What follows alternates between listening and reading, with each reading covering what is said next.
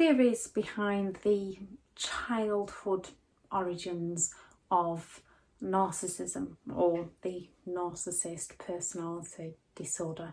Many people ask, why did a narcissist become a narcissist? And there are many theories out there. One is it stems from childhood.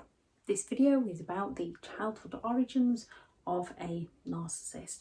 Thank you very much to all the returning subscribers and your continued support. If you are new to the channel, I'm Elizabeth Shaw. This channel is all about the narcissist personality disorder to give you more understanding of the people you might be dealing with in your life, how to handle yourself around those people if you cannot go no contact, and different methods to find what works for you to help you overcome narcissistic abuse. If you do find the information helpful on the channel, please do subscribe. As a narcissist feels entitled to exploit people with a lack of empathy, to care for how they affect people. As a narcissist is envious to the point they are willing to destroy people to feel better about themselves, be it the extreme grandiose in your face narcissist to the extreme fragile pity playing narcissist. And they can cross over depending what meets a need of their own. Narcissists have a pattern of behaviour where they continue to go around ruining, sabotaging, destroying the lives of those around them while blaming the person whose lives they've destroyed for being the reason why the narcissist destroyed their lives, or lying, claiming that that person destroyed the narcissist. More often than not, people's self-worth, people's beliefs about who they are as a person develops in early childhood and who they are around. Many claim that narcissists lack self-worth, why they have to pull other people down to feel better about themselves. Therefore, if a lack of self-worth is one of the many reasons behind the disorder, and this is developed in childhood, more often than not, the disorder could have been developed through that individual person's childhood. This could be down to not developing the attachment system with the child's caregivers. It's a natural biological mechanism that happens within us as people. The attachment system drives us to form bonds with other people. Our basic human needs are food, water, shelter, air. Then we have human needs such as growth, love and connection, certainty, uncertainty, significance, contribution. And meeting those 6 needs helps our minds grow and develop. It helps us find our happiness. It helps us find who we are as a person. These needs are often met in early childhood through play, through comfort, through hugs, through having somebody there for you, having somebody you can go to, having somebody you can rely on to get fed, to have your nappy changed, to teach you the right way, to teach you the wrong way, to teach you morals, to teach you respect, to teach your beliefs, to teach your values.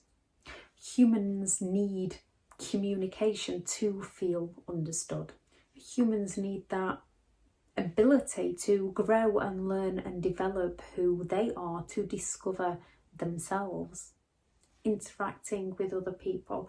And if things like not being understood is missing as a child, it can send people in many different ways. One, people can search to be understood. Two, people can reach out to help others feel understood, as that gives them that sense of significance and that helps them feel better about themselves. Or there's the narcissist way, where they are unwilling to understand others, as nobody ever, or they felt like nobody ever understood them, so they don't feel a need to communicate or understand with other people, only in a way when they need to exploit people. There are many different ways people parent. There are many different good parenting techniques. Most fundamentally out of all these is that unconditional love for a child, that sense of amazement of what the child's going to achieve, wanting to see the child develop into themselves, wanting to see what passions that child holds within themselves, not being able to hold themselves back as such. If the child has done something that they're really proud of, the parent also being proud of the child's achievement, whether the parent is interested in whatever the child's achieved or not. So if the parent isn't into art, but the child has achieved a lot in art, the parent being incredibly proud of the child's achievements, raising the child up, teaching the child how to talk to themselves in the right way, willingness to listen to the child. And most parents can get busy, most parents can need a break. However, with that unconditional love, that break doesn't mean they don't love the child. It means they need to have a rest to be at the best for their child. Teaching a child healthy boundaries, saying no to a child. Because if we as parents don't say no to a child, the world sure as hell will say no to them. And if they haven't learned at a young age how to handle or deal with a no, when they're a grown adult, they're not going to get it. They're going to assume that everybody just says yes. Teaching them the difference between right and wrong, how to treat other people with kindness, respect, morals, loyalty, manners, while positively praising who that child is as a person. Nobody said parenting was easy. However, many children grow up just fine. Often with a narcissist, they've usually had a narcissistic parent who, more often than not, raises a scapegoat child, the one who gets blamed and shamed for everything the parent does wrong, or the golden child, the one that gets put on that pedestal, the one that does the things that pleases the narcissistic parent, or the forgotten child, which is just completely ignored, that is neglected more than the golden and the scapegoat child. Many children grow up with more empathy towards those around them, not wanting other people to feel the pain that they felt. However, there is those few that grow up to develop the narcissist personality disorder. Often a narcissist relates a child to being an extension of themselves. Therefore, if the child doesn't please the narcissist isn't interested in the child. If the narcissist is happy with what a child is doing, the narcissist will then be interested in that child. The narcissist is more interested in what the child can provide for the narcissist and less interested in what the narcissist can provide for the child. When it's a parent's responsibility to provide for a child, it is never a child's responsibility to provide for a parent. Whether that narcissist wants to get attention from the child so they can treat the child really, really well to confuse the child to get the attention, and then when the narcissist is getting the attention elsewhere, they can drop the child like a hot potato. A narcissist will go out to impress a complete stranger then take care of their own family, only using their family if they can impress a stranger, using their child if they can impress a stranger. Often as the child grows, the child is more used to being a friend and not a child. The child is often used to comfort the narcissistic parent, to provide for the narcissistic parent. The child learns that the love is conditional, so they have to please the parent to earn love. Therefore, children can grow up with the manipulative mindset of idolization, love bombing, future faking, of doing what they want to do to get their needs met in that present moment in time, and when their needs aren't being met, moving on to somebody new. Or they can grow up people pleasing, wanting to help others, wanting to feel understood, wanting to feel loved. The child's self-development is often stunted as they're focused on making sure the narcissistic parents' emotions are regulated so that the child doesn't come to any harm, fawning to the narcissistic parents' behaviour, walking on eggshells around their parent. The parent can make the child the scapegoat, where they are repeatedly putting the child down. They're repeatedly humiliating, criticising, judging, blaming and shaming the child. When someone is crushed at every turn, they become full of self-doubt. They become very vulnerable. They begin to question everything about who they are as a person. More often than not, they don't stop loving their parents, they stop loving themselves. The scapegoat often grows up believing that they're not important, that they're not valued. They can start hiding these feelings, running away from these feelings. They can go all out to help other people, or they can go all out to destroy other people. With the golden child, the narcissistic parent idolizes that child. The parent takes credit for that child's achievement. The parent will brag and boast about the child, not because they're proud of the child, because they want attention from those around them about what an amazing parent they are. They want to take the credit and the limelight away from the child and place it on themselves. The child might enjoy the same hobbies as the narcissist, or the child might be good at the same hobbies as the narcissist. Therefore, the narcissist will force the child into those hobbies, and the child will be made to feel obligated to do them to get the attention and the support from their parents, as when they don't do what the parent wants, the attention, the love and the support is withheld. So even the golden child never gets to develop who they are as a person. They get excessive praise when they do right by the narcissist, and they get excessive criticism when they do wrong. And this isn't learning right from wrong. This is not doing the right hobby, not playing the sport the narcissist wants them to play. Again, they might grow with great empathy towards other people, with compassion for other people, wanting to help other people, wanting to stop repeating history, wanting to break the family cycle. Or they may grow to develop the narcissist personality disorder.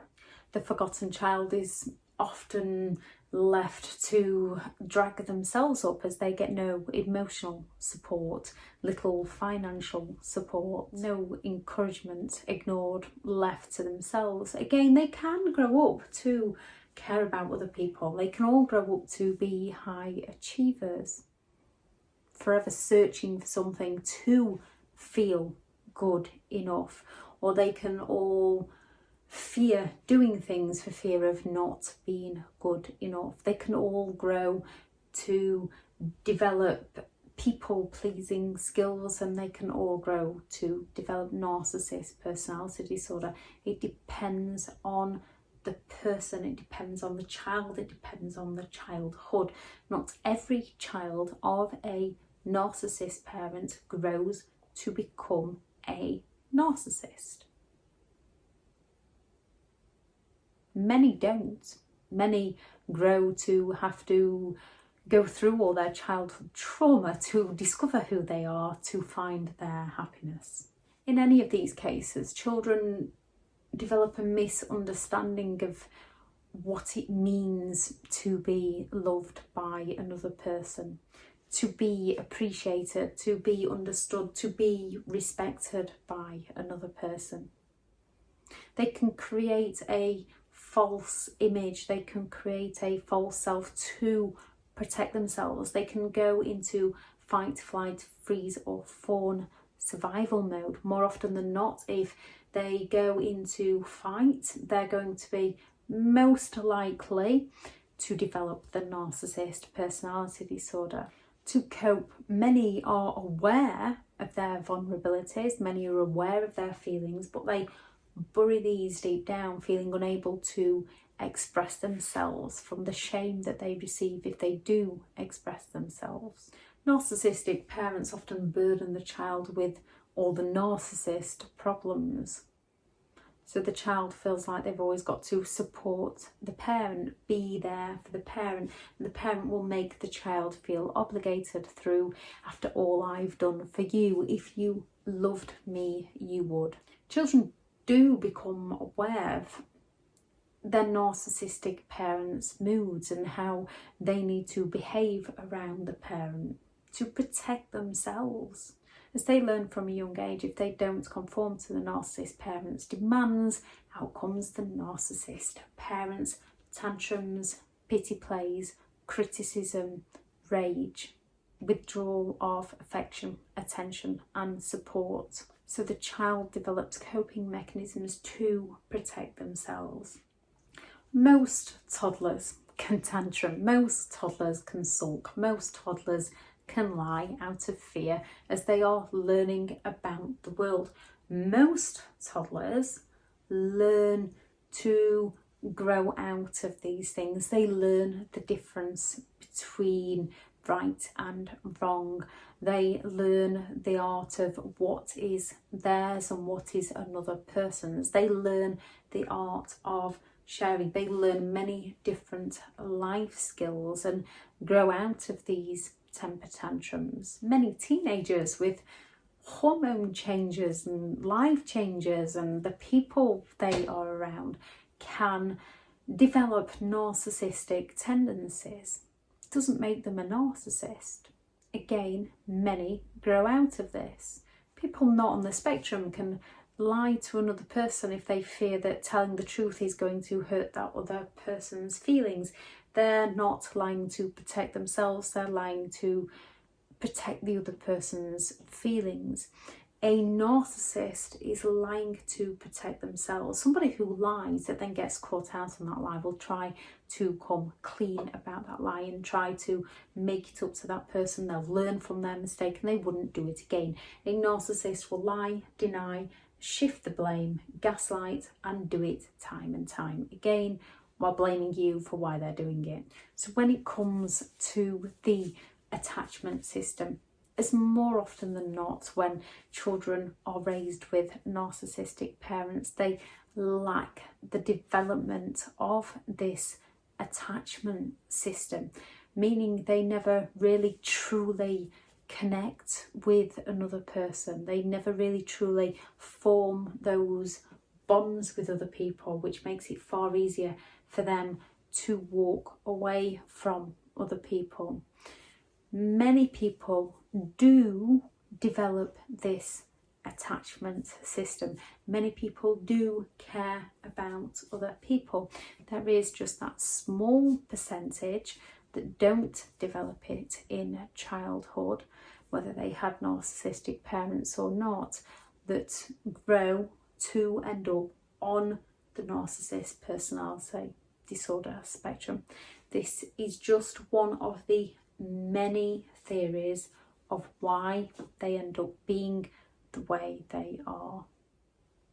If anyone has any thoughts about the video, please do add those into the comments. Thank you very much for listening, and go out there and create the day that you deserve, because you do deserve to have an amazing day. Bye.